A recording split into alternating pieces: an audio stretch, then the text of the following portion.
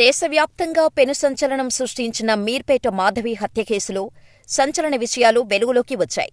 మాజీ సైనికుడైన గురుమూర్తి తన భార్యను దారుణంగా హత్య చేయడమే కాకుండా అత్యంత పాశవికంగా శరీర భాగాలను ఉడికించి మరీ మృతదేహం ఆనవాళ్లు లేకుండా చేశాడు. అయితే ఈ కేసులో పోలీసులు మరింత లోతుగా విచారించగా ఒళ్లు గగురు పొడిచే వాస్తవాలు వెలుగులోకి వచ్చాయి. కేసు నుంచి ఎలాగైనా తప్పించుకోటానికి నిందితుడు మృతదేహం భాగాలను కుక్కర్లో కాకుండా హీటర్ సాయంతో విడతలవారీ ఉడికించాడని తెలిసింది. ఇందుకోసం అతను పొటాషియం హైడ్రాక్సైడ్ వాడినట్టు పోలీసులు గుర్తించారు. క్లూస్ను సేకరించేందుకు పోలీసులు అత్యాధునిక టెక్నాలజీ వాడినట్టు తెలిసింది. నిందితుడు గురుమూర్తి తన భార్య మృతదేహాన్ని మాయం చేసేందుకు ఎంతో తెలివిగా ప్లాన్ చేశాడు. మృతదేహాన్ని ముక్కలుగా నరికిన తర్వాత వాటిని ఉడికించటానికి పొటాషియం హైడ్రాక్సైడ్ ద్రావణంతో ఉడికించాడు. మృతదేహాన్ని నరికేందుకు కత్తి, చెక్క మొద్దును కూడా వినియోగించాడని తెలిసింది. వీటిని ఎక్కడి నుంచి తీసుకొచ్చాడనే విషయంపై పోలీసులు ఆరా తీస్తున్నారు. అయితే నిందితుడు గురుమూర్తికి మాధవి బంధువుల అమ్మాయితో వివాహేతర సంబంధం ఉన్నట్టు తెలుస్తోంది. ఈ విషయమై దంపతుల మధ్య తరచూ గొడవలు జరుగుతుంటేవి.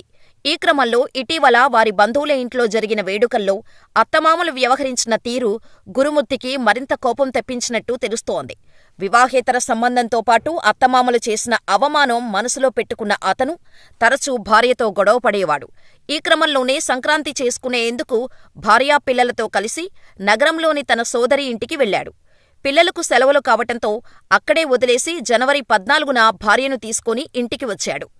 ఆ మరుసటి రోజు రాత్రి భార్యతో గొడవపడిన గురుమూర్తి ఆగ్రహంతో తలపై బలంగా బాదటంతో ఆమె అక్కడికక్కడే మృతి చెందింది.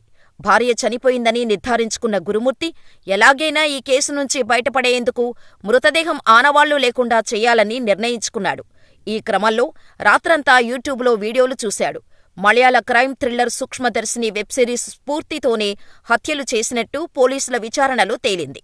సూక్ష్మదర్శిని వెబ్ సిరీస్లో దత్తత తీసుకున్న కుమార్తెను తల్లి, సోదరుడు చంపేస్తారు.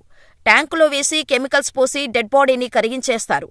ఆ నీళ్లను వాష్రూమ్ ఫ్లష్ ద్వారా వదులుతూ ఉంటారు. అదే సీన్ను ఇక్కడ రిపీట్ చేసినట్టు తేలింది. జనవరి 16న మృతదేహాన్ని బాత్రూంలోకి తీసుకెళ్లి ముక్కలు చేశాడు. ఆ రోజంతా అదే పనిలో ఉన్న నిందితుడు రాత్రి వాటిని బకెట్లో వేసి హీటర్తో ఉడికించాడు. ఇందుకోసం పొటాషియం హైడ్రాక్సైడ్ ద్రావణాన్ని వినియోగించాడు. ఎముకలను పొడి చేసిన తర్వాత దాన్ని బాత్రూమ్ ఫ్లష్ ద్వారా డ్రైనేజీలోకి పంపించినట్టు పోలీసులు గుర్తించారు. ఈ దారుణాన్ని అతడు 3 రోజులపాటు చేసినట్టు తెలిసింది. ఈ సమయంలో ఇంటి యజమాని తన కుటుంబంతో సహా బెంగళూరులో ఉన్నాడు. అలాగే పిల్లలు కూడా ఇంట్లో లేకపోవటంతో ఈ ఘాతకం బయటకు రాలేదు. వివాహేతర సంబంధం పెట్టుకున్న యువతిని పెళ్లి చేసుకోవడం కోసమే ఇలా చేసినట్టు ఆరోపణలు ఉన్నాయి. ఆనవాళ్లు లేకుండా చేయడానికి నిందితుడు ఎంతగానో ప్రయత్నించినా మృతదేహాన్ని ముక్కలు చేసిన మొద్దు, గదిలోని వస్తువులపై మానవ అవశేషాలను పోలీసులు బ్లూరేస్ టెక్నాలజీ ద్వారా కనిపెట్టగలిగారు. దీంతో నిందితుడు పోలీసులకు చిక్కాడు. ఆనవాళ్లు దొరకవని గ్రహించిన పోలీసులకే సవాల్ చేశాడు. తాను నేరం చేసినా నిరూపించే సాక్ష్యాలు మీ వద్ద ఏమున్నాయని పదే పదే ప్రశ్నించాడు.